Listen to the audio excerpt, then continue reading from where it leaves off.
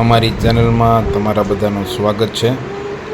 તો હવે આપણે આજે શીખીશું કે આરી વર્કમાં ફ્લાવર કેવી રીતે બનાવાય।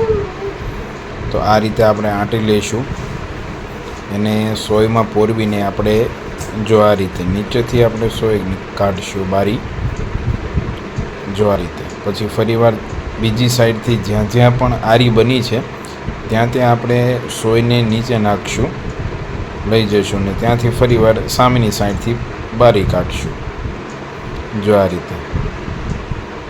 એકદમ ઇઝી પ્રોસેસ છે, હું તમને ઝૂમ કરીને બતાવી રહ્યો છું, જો આ રીતે।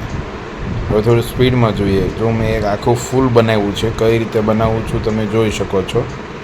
એકદમ ઇઝી પ્રોસેસ છે। જો આ રીતે આપણે સોયને ચલાવવાની છે, જો સામેથી એ અંદર નાખીશું, આ બાજુથી પાછી નીચે નાખીશું, જો આ રીતે આખી પ્રોસેસ આ રીતે આપણે કરવાની છે।